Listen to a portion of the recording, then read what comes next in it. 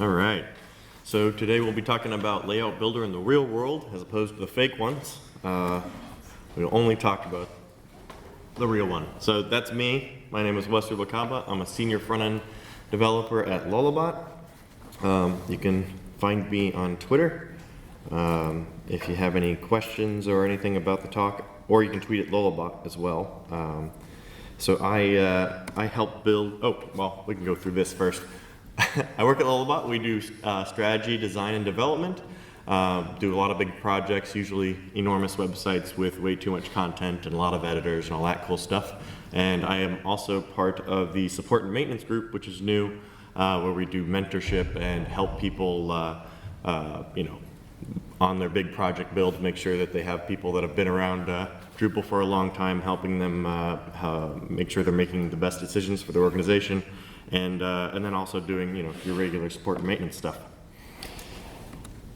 So, we're going to talk about what is Layout Builder, in case you haven't heard much about it yet, why we chose it for our project for lullabot.com, which I helped build.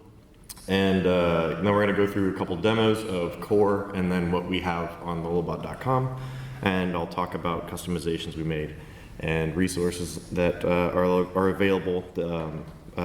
We made a page in Layout Builder about how we built the site with Layout Builder. It's pretty cool. All right, so what is Layout Builder? So Layout Builder is a tool to help with that kind of drag and drop cool functionality that a lot of editors really love and really want to see, that also make sure that we have structured content, that we have something that's more performant. And 1 second, my speaker notes are not showing up. Here we go.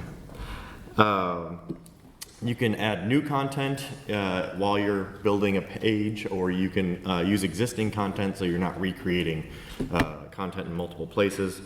So from an editor perspective, it's really cool because it looks like this, and it feels pretty easy and intuitive, and it's getting more easy and intuitive as the days go on because it's still really new. As a developer, it's same markup. The performance is good depending on what you put in, and obviously you can slow anything down if you put enough stuff in it. But Layout Builder itself has a pretty low overhead considering how powerful it is. You can create custom block types because Drupal 8 blocks are entities, they're fieldable, and Layout Builder will help you place new blocks by default, and parts of content depending on what context you're in. So you can create new blocks in the flow, or you reuse existing ones from wherever.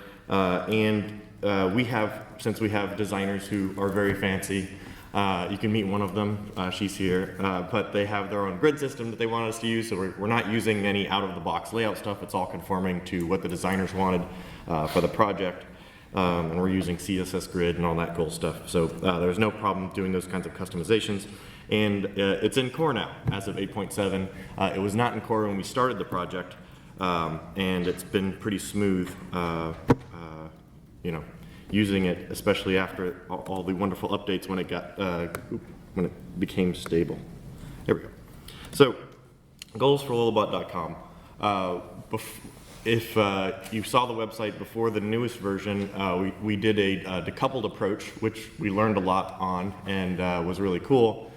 But we had a problem of this is a site that we do on our free time. Like no one's billable when they're working on lullabot.com. So we got a new wonderful marketing person named Ellie Fanning, and she wants to be able to do new things on the website, new features, new pages for marketing efforts, and she has to wait until one of us has spare time and sanity to help her out. So this was giving her a way to do one-off marketing pages without having to talk with a developer, hopefully. And maybe not even having to interact with a designer all that much, because we can hopefully give her tools to do almost all of this on her own. And yeah, providing a non-technical editor UI that is nice and lets, helps her feel like she can accomplish a good page layout. So first, let me show you what it looks like if you're just coming off of core. Oh, one second here. There we go. So I just spun this up. I thought I spun it up yesterday, but then I was sweating about 10 minutes ago when I started up Lando, and it was like, oh, you don't have a database. So anyway, that's how fresh this is. All right, so if you go to extend, where we keep all the lovely modules, you will find a couple of modules that you will want to enable that are in core now, Layout Builder and Layout Discovery.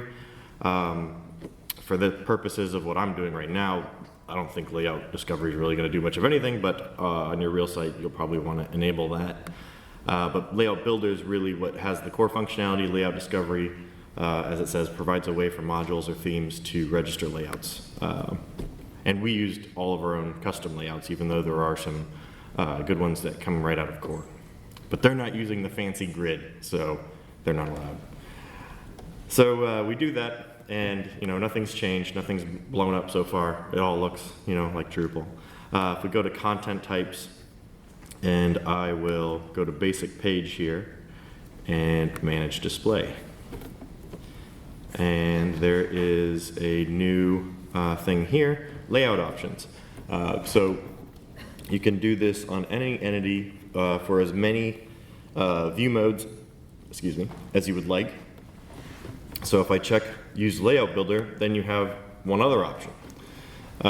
This option is if you want, so you can use Layout Builder kind of like you would Panelizer, if you are familiar with that, where you say, okay, for this content type, you're going to use this layout. So every page is like, okay, articles will have related articles over here, and they'll have search and maybe author info in the sidebar.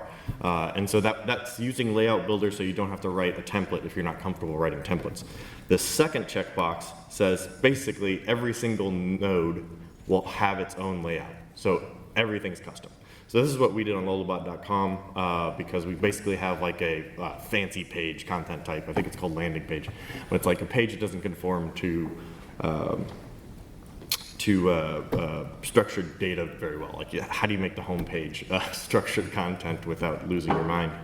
So we can press save there. And then if I go to create a new basic page now,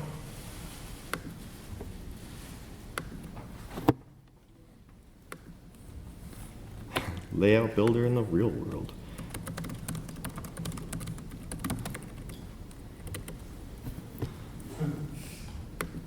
And save. Okay, so far that felt pretty much like vanilla Drupal, but now we have this layout tab, and here's where things get fun. So now we have, you notice this didn't go back to the admin theme. So one of the challenges right now with, if you want to do Layout Builder, is you have to make sure that your public-facing theme can handle this administration experience. Because you don't just get everything for free necessarily, especially if you don't base your theme on Classy, which provides a lot of the out-of-the-box Drupal styling. So we can add a section here. A section's like a mini panel, if you're familiar with that. It's just kind of like, okay, what kind of layout do I want in this little bit here? So at a core, you have one column, 2 column, 3 column. And what's even cooler, if I click on one of these, then I can choose my column widths, which I thought was a really nice feature there. So it doesn't have to be 50-50. So I add that, and then I basically have 2 regions. So if you think of this, like if you're doing your theme info file and you were creating regions to put blocks, these are now like regions that exist only on this page because I made it so every node has its own layout. So once we go to add block, we have a list of all the potential blocks that you can get. And from core, it's pretty boring. I mean, we can add search or who's logged in or who's online. Yeah, who's online. I know a lot of you use that. It's a really popular one. The revision ID, also a good block. But the cool stuff that you have in here, if this was a more built out site, is you have the fields. You can decide how the, so this is the body field, so I could drag this up into this region, or links, and then if I had any custom fields, they would show up here. And any blocks that were made in the system, either provided by a module, so if you had like a MailChimp, like sign up block, you could throw that in here wherever you wanted, or any custom block that you make. So I can actually create a custom block here real quick.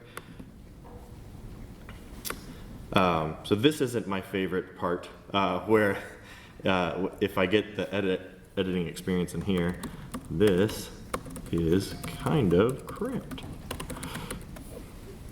Blah, blah, blah, blah, blah, blah. But now I've just made a new block. If I go to structure and look at all the blocks, it'll show up. I can edit it. It'll do the standard block stuff. Very cool. So that's just vanilla core. Let's see here. So let's talk about what we ended up doing to help it meet all of our goals for lullabot.com. So, sorry.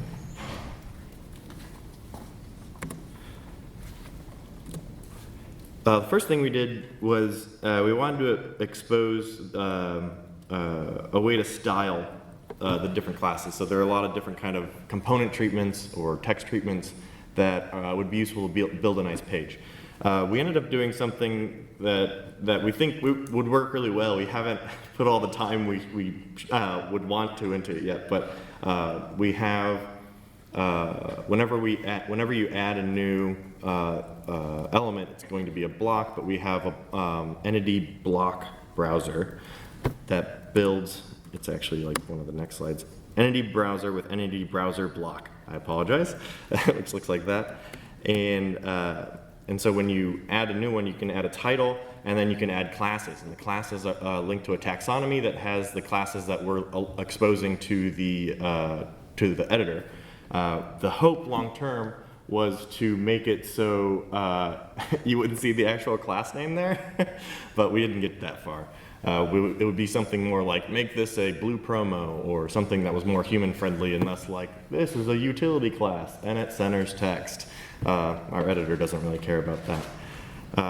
So yeah, it's nice vocabulary, and it makes sense to all of us front-end developers. So that was custom functionality that we did that wasn't really contributable back as far as we've been able to figure out so far. There were 2 efforts to try and contribute that back, but didn't quite make sense. But we did contribute back block blacklist. I believe this is one of ours, actually. Maybe it's not. It's not in my notes. But block blacklist removes some of the things that show up in that listing that you saw when I went to go add a new block. So there's lots of things that you don't care about. You can decide, what are the things that you just don't want to see. I don't care about the revision ID, that kind of thing. And so this stops it from even loading. So the experience on the layout editor gets a lot quicker because it has less to pull up. One thing we found, at least this was pre-stable layout builder. We migrated lullabot.com in, which has been around for ages and has a lot of content. And when we went to go add a block, the thing just would stare at us for about 10 seconds before it did anything because it was trying to load so much that you could put into the page.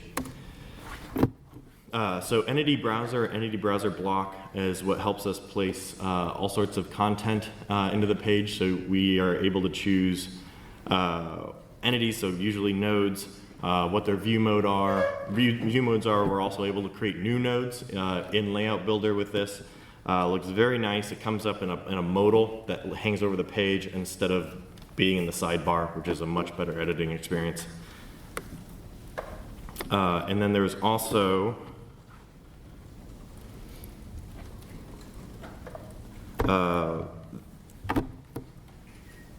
forget which one this is. Entity, oh, no, that's what that looks like. Okay, Entity Browser Block Layout, which is a Karen Stevenson module.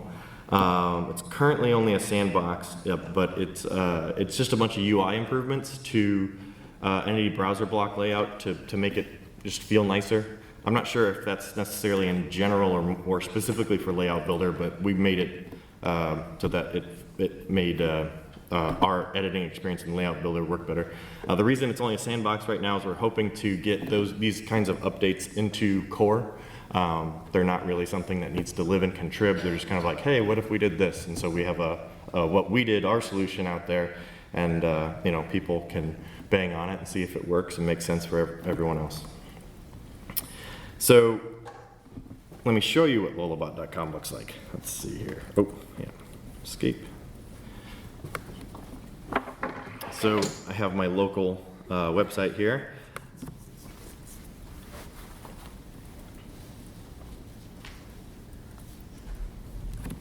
So homepage, it's a lovely node. Looks great, looks like a regular page right now. If we go to layout, you'll see we get this similar view that you saw before. It's been styled for our theme. We used a new CSS specification called a position. It's in position sticky, which is nice. It brings these buttons so they follow you once you get past a certain point. It's very, very nice. And you can see each of these parts of the page that just kind of looked nice before, or now like, oh, okay, this is how these are all sectioned out. We add new sections with different layouts, so I can go in and add something else here. And I can add, oh, now I'm going off script, so hopefully I don't. Oh, that's nice. Live demo. Wow, that's a good one. All right. So yeah, we can add content here. So I could add a new podcast episode or an article. Oh, that's interesting. Oh, this is content that exists. Oh, that's sorry, that's content type. I got it. Okay, so we added Kathy Thies at Twin Cities Drupal Camp. She was okay with it then, so we could add Kathy Thies again. Who's awesome, if you haven't met Kathy. Then we could also, oh, sorry, yeah, I have to choose my view mode, add block, there we go, and Kathy, hooray. And then, so I could also add a new person, so I could make up, see if we get that error again. No, huh. Should have run Drush CR, that's probably my problem. So add quote. Interesting. I guess I'm not able to add a person. That makes sense, but this is the best quote. Good night, Boston. Me in 24 hours. Oh, roll, yeah. Awesome person. Good. And we'll go with default. There we go. So we have a very nicely styled quote. So if I were to go to view here, none of my changes are there, but I didn't lose them. They're still in there, kind of like if you make changes to views, you navigate away, you come back, it's all still there. Now I have to, which is nice that these buttons stick with you, because before they were ever present, they were usually forgotten. You go back and view and be like, oh yeah, I didn't save. And you can revert to defaults or discard changes. The layout configuration, quote unquote, is stored as content. I don't know if it still is, but it was stored as like a serialized string or something in a field. So it's not gonna be something you export. It'll come with a database, just as any other content would. Yeah,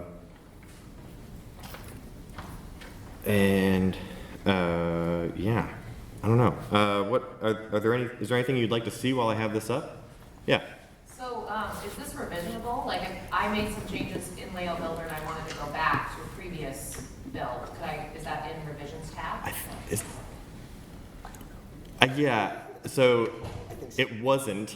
There was oh, you know what? No, it was.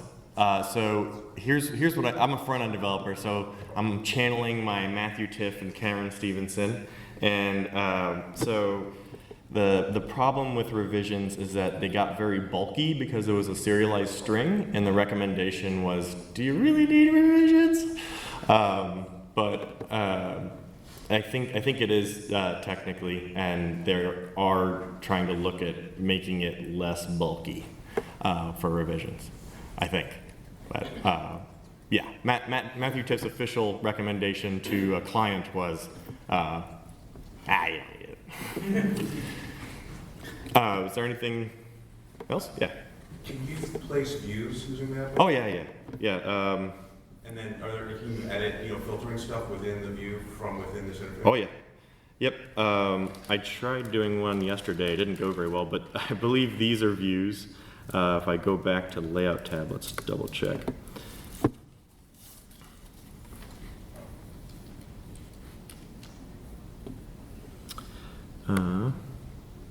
Oh, that's a case study. That's not going to be a view. Sorry. Down lower is a view. Yes, this is a view. Okay. That's our recent articles. Configure. Yeah. So we have items per block. I don't know exactly how that was added, but I've seen it in other views that I attempted to add. I'll do it again, just to. Oh, here's our layouts. You'll see that there's one called Case Study Landing. I'll just add a new thing here. Case Study Landing was like, oh, we have this very specific layout and we're gonna build it. We're gonna have our own layout and layout builder and it'll have all these regions pre-built and blah, blah, blah. And then we found out like, we don't really need that. We're just gonna like create the layout we want for each case study. Like, seems better. So we've taken a less structured approach. My cool title. You don't need a title, but we were able to make it so, I don't know how much I don't know if the title element is us, but the title classes are certainly us. So we can have a class on that. So the title class goes on the title tag, and then the other class, I believe, goes on the wrapper. Whoa, those vertical tabs look terrible. Yeah, so I have my cool title here. I can add my block, and let's see if I can find a view. Okay, these are all called lists. Okay, podcast episodes. Yeah, we have the same kind of thing. Let's see if I can do 10. Work. Yeah, there we go. Yes. And we have centered text because that's what I specified in the, oops, no, not you. I want to modify the, get rid of center text, update. Hooray! And now it looks like the designers wanted it to. Can you expose other filters for editing, like taxonomy or anything? Or is it just the... I think so. Can you repeat the question for the recording? Yes, can you add different filters like taxonomy term to the view? I would say I think so, but unfortunately I didn't build this part of it, so I'm not sure.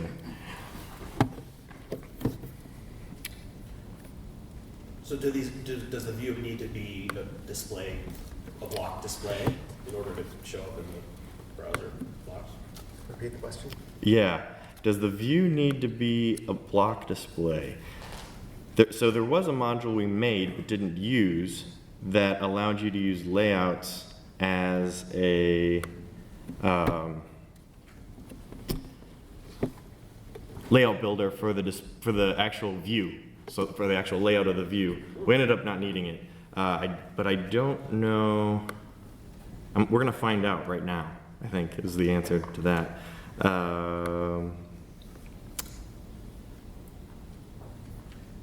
Oh yes, advanced.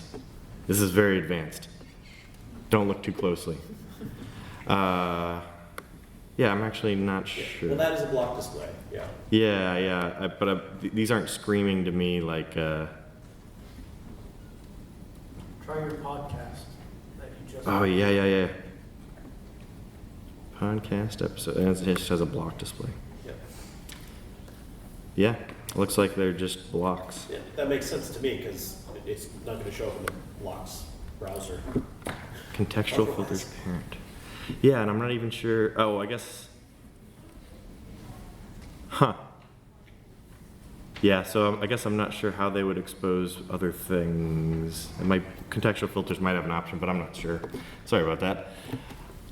Yeah. Is there a do A/B testing built in? Ooh, Sorry. yeah, that's a good question. Is there a way to do thank you. Is there a way to do A/B testing with Layout Builder? 2 sites. Yeah, 2 sites. There you go. I think you could probably maybe pass a param and do some logic, but yeah, not off the top of my head. I don't know how I'd do it. Or you could have both regions there and flip a CSS class to show or hide one or the other. But yeah, it's a good question. Yeah. I'm curious about, you said that you put this together and you were able to hand it off to your marketing person. I'm Yeah. wondering what the experience has been like for her and how she Yeah. So she's felt adventurous when she's doing it. It wasn't like, oh, now I can do everything. But she's been able to build some pages really well. There was an accident with, if you noticed, I was fumbling around like, oh, this isn't the right contextual edit button. This one is. She actually deleted a podcast episode when she meant to remove it from a layout. So there's some of those issues. That was before 8.7. I think the stuff that shows up has become a little bit clearer, but that's still an issue when you have contextual links everywhere, and it might not always be clear. Yeah, and we haven't done a ton with it yet, where she's built like maybe 2 or 3 pages so far, I think. But yeah. So sort of a follow-up question to that. Since it is stored as content rather than config, can you build it on your stage site before going to production, or? We don't. Yeah, it's something. Yeah, so since Layout Builder is stored as content, can you build it on a different environment and then push it up? I think that would be just as much of a pain as trying to get nodes to go from one to the other. We certainly haven't tried it. We have environments where people can mess around and try things.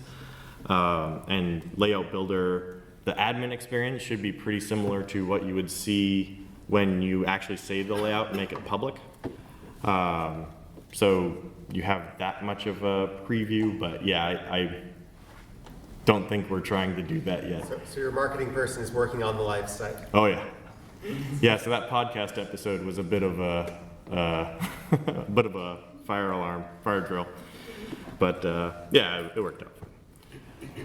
Yeah, I have some more, but the other thing, what was the other thing? I just had it in my mind, and now it's gone.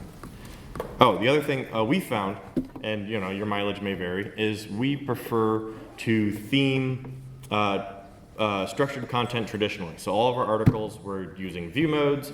We're just, kind of pulling things in as regular blocks, one way or another through the block UI, or maybe loading dynamically. And just, to us, if it's something that's not going to change a whole lot, having the layout in code because we have themers, it just makes way more sense. So we do not use Layout Builder to decide the layout of view modes of articles and podcasts and stuff like that. The only thing we use it for is we have the one content type called landing pages, I believe, which the home page would be, and then it has both those checkboxes checked. So every single node has its own layout. Yeah, landing page. And pretty much all the content in landing page is is more behind the scenes content. So stuff that we use, like if it shows up in a search result, or does this need to be tagged, or where it is in the site hierarchy. The deck is the teaser text. So we're not putting a bunch of content in the node to then expose in Layout Builder. We're putting just enough content in the node and then building everything in the layout with custom blocks. And that way it's a lot more flexible. The marketing person could drag around the field like you saw, could drag around body or whatever, but for us it just makes more sense to be able to do all sorts of fun, whatever you want stuff. So, get back here.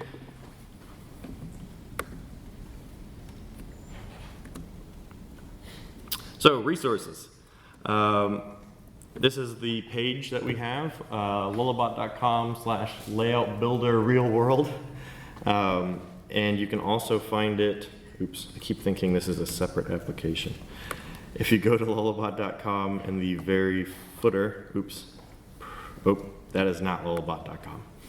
If you go to the footer of the website in the bottom right, there is a how we built this site.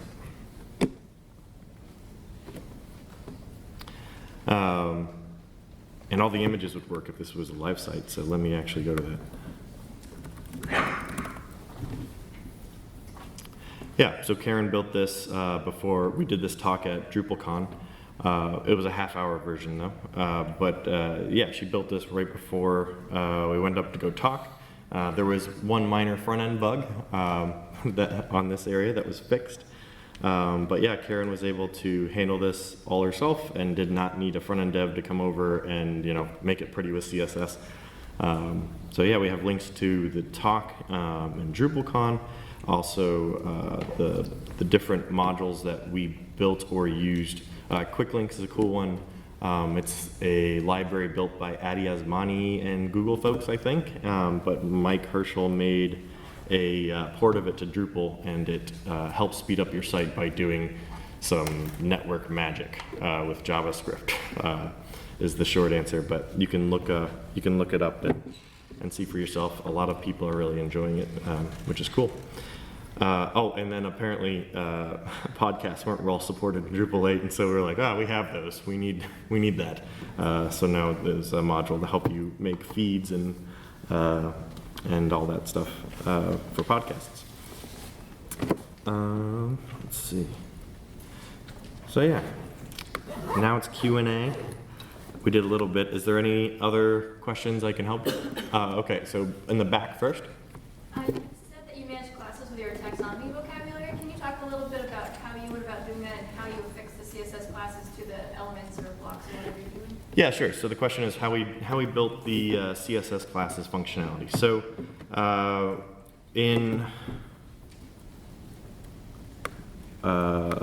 let me bring up the code base actually.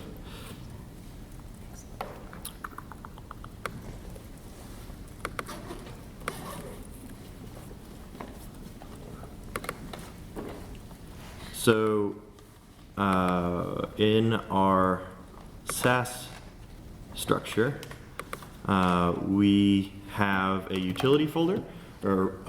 So we knew that we wanted to empower the marketing person from the get-go. So we created a lot of utility classes, so much so that we broke them out into separate files. And then once we had that, we kind of said, okay, these are the ones that we want to expose in the editor in these different cases. So I think the only two fields we have right now are for the title and the wrapper of the block. And so the name of the term right now is the name of the class. The goal was it would be something human friendly, but then there's a field in the term that has the actual class that gets applied in code. So in the theme, we just say, hey, grab this field, get this taxonomy term, get the value of this field inside there, and then put it in the attributes. Yeah, cool. Another question? Yeah. Is there a way to limit blocks by layout? So at the 3-column layout, we only can add these specific. Yeah. So is there a way to limit blocks that could go in different layouts or regions kind of thing? So at Twin Cities Camp, we did a little unconference day, which was fantastic. Highly recommend unconference days, but we talked about Layout Builder, and that was one of the things that everyone was like, man, I wish we had that. So no, that does not exist. Yeah, so kind of giving putting some guardrails on the layout is not something that is really available. Block blacklist is just like, don't ever show this. It's not like, show this under these circumstances. Yeah. So what's the workflow look like if your marketing person wants to add a new block type that hasn't been themed yet? How do you add that? She would probably avoid that like the plague because she'd have to wait for our free time. So what's the workflow if a marketer wants a new piece of functionality that requires a block type? So she'd ask us, hey, I want to have this, and we're like, oh, we don't have anything like that in the system, right? And then so someone would create the configuration, build and test it locally, export the configuration, get that moved up. We have Tugboat which is a continuous integration tool that we have that every time we do a pull request, it gets showed off, and so we can say, hey, this deployed well, we were able to add the block, it has all these cool features, check it out. She'll check it out, maybe add a block of her own, and then we push that all up, and then once all that functionality is out there, then she would have to go and make it on production. Does that cover the? Yeah, cool. Great. The life cycle a little bit, Yeah. Part of my curiosity is what does it look like in the theming, like adding the theming for one of these blocks, but you can answer the other question first. Well, so the theming around blocks, I mean, it's just like any other entity. I mean, it's just, we try not to think of how templates or view modes are getting used necessarily. It's just the designer says this looks like this. That's how I'm going to do it. I'm going to make sure if it gets squished, it doesn't look terrible. If it's longer than I expect, it doesn't look terrible. And then, So it's a standard theming process for a block. Yeah. It's not that much different than what we've been doing for a long time, which is just Drupal core view modes and templates. Yeah. Great. Thanks. This may be a better question for your marketing person, so if you can't really speak to it, that's fine. But as a project manager, my biggest concern when I see something like this is, a client who doesn't really discipline themselves or doesn't have the proper design aesthetic to use this in a way that results in good stuff. So can you speak to what the ideal project profile is or client profile for where this is a good tool? Right. Yeah. So the question was, worry about someone putting up a page that looks terrible or isn't in the just giving too much rain on the site so that something goes wrong. Free reign on the site.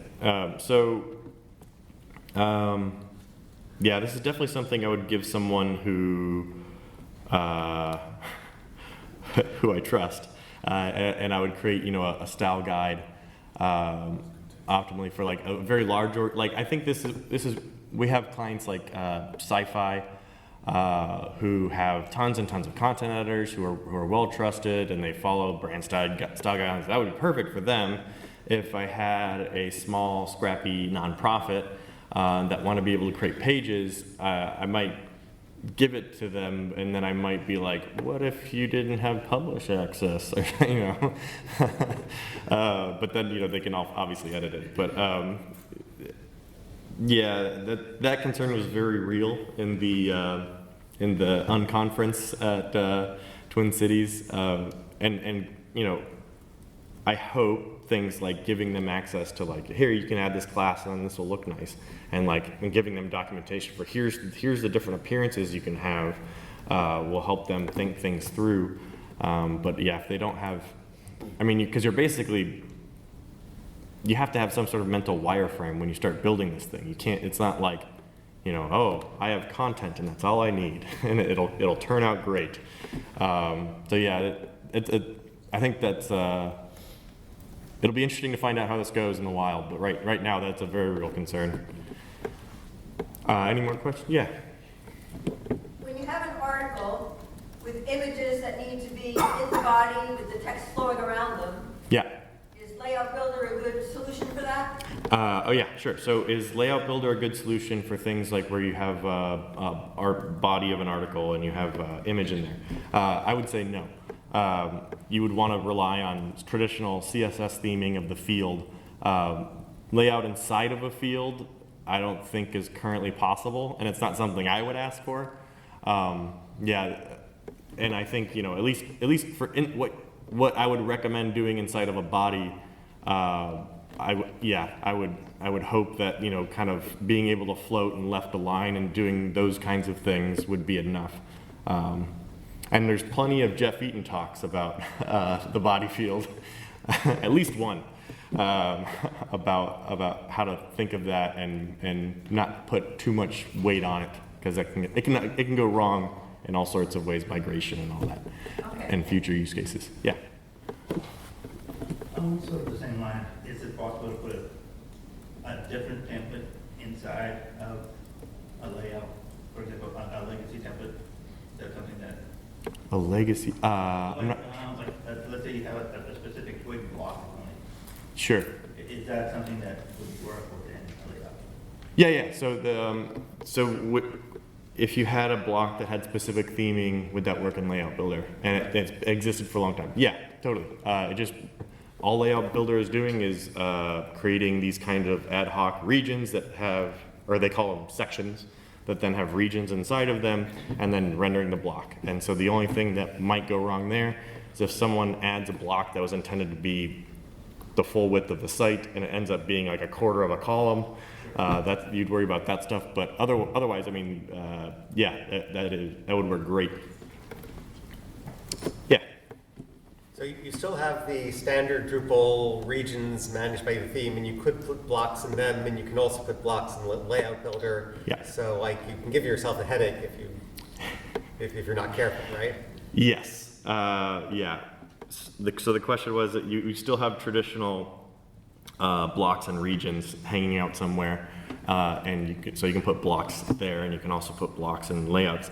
And yeah, we do not have hardly any blocks in the block layout tab for custom pages, for sure.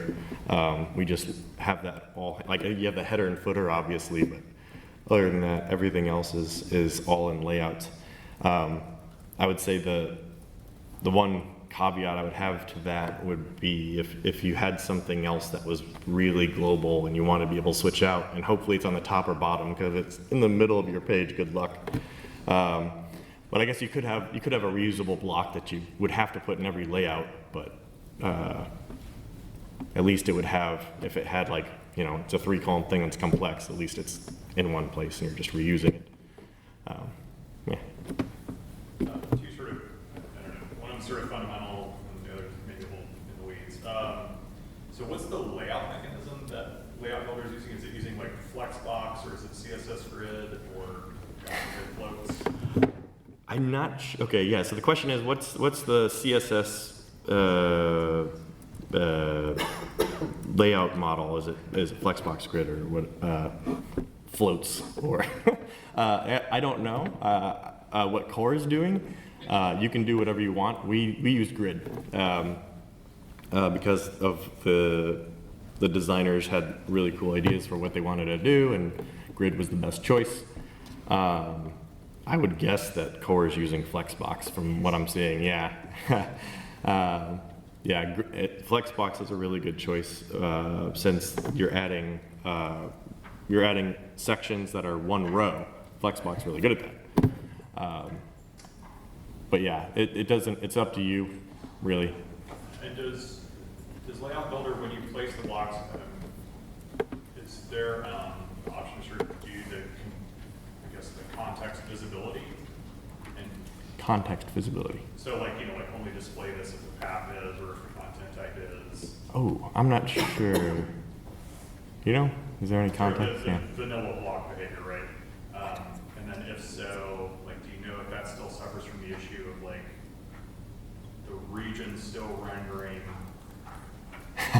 even if context says that it's not supposed to be on that? Sure. So Yeah. the block is not there, even though it's been placed in I don't think that's the case. That kind of, that's more like a panels thing, right? Or like a there's a context kind of approach in D7 anyway. I don't think that's available. And you could write it into the block, but then you would have the issue that you're referring to. And the question was, is there a way to like have blocks behave differently with context, like a certain user type or role or whatever? Yeah, but then if you put the programming, in the block, then the block would be there, and then the region wouldn't. You might be able to write some CSS around that to say like, oh, if this stuff is empty, don't show it, please. But yeah. That's the hack I'm currently using. Yeah. Yeah. One of my biggest edits is explaining to clients like why on-site search does only indexes nodes. If you tack a view onto a page, it's not gonna be in that. Are all these blocks that you're now adding? This is a node, but are all those blocks then indexed in the? No. To the same problem. Yeah. So if you have like something that's crawling the finished page, then yeah, you would get that. So the question was, when you add things to nodes, like a view, they're not indexed by some search tools. But yeah, you'd have to have a page crawling site search in order to get that. Which is actually why we have all the fields that you pretty much don't show up in the layout. All of those are for search and whatnot. So like, what's the teaser in search? What's the title? What's that's pretty much all the fields in custom page. Yeah. So you use this instead of paragraphs? Yeah. So that's the question. Yeah. And yeah, I could have added a section about that. So yeah, let me do an ad hoc section of my talk real quick. So we have all the older kind of methods of doing things. So the question was, do we use this instead of paragraphs? So I'm currently using paragraphs. There's probably a shaking head right here. Currently using paragraphs on a D7 site for a client that has this kind of problem where it's like it's like a brochure website. It's like every section's different. Structured content isn't a great fit for this, but the editors want to be able to go in and edit it. So I would Layout Builder's still a little young, and it took us a bit of dev time. Granted, it was before 8.7, and a lot of issues got fixed. But it took us a bit of upfront work to kind of get this working and looking right and being like a seamless experience. So I think since it's young, there's more upfront work to this, but I think this impresses me more than anything else I've seen. And I would not recommend using paragraphs with this, but there are people that are doing it. To me, this is panels. Oh, getting close? Yeah, thanks. Oh yeah, it's time. Panels is great, but I do not like the UI. At least I've only seen the Drupal 7 one. And this seems like a good place to start from an API standpoint, and from an editor standpoint, where now contrib and core, we can start like building cool stuff around it, like maybe the context stuff, or I want to see different layouts being contributed, so that people can have different kind of like, oh, I want this to use CSS grid, and maybe there's a little configuration of how many columns you have, different breakpoints, and then you have these cool layouts that you can use and customize without being a cool themer kid. Yeah, I think I'm hoping long term that the different approaches to layout and those kinds of like, I want to make a really cool looking page that editors can actually edit, I'm hoping those solutions start looking more similar now that there's something really good in core. That's my hope, and I hope that I think this will, and I hope it will get more and more popular, and we all start focusing in on this thing. Cool, I think that's all the time I have, but I'm around for questions. I'll be hanging out, and I'll do my best. I hope they're all front-end questions. Thank you.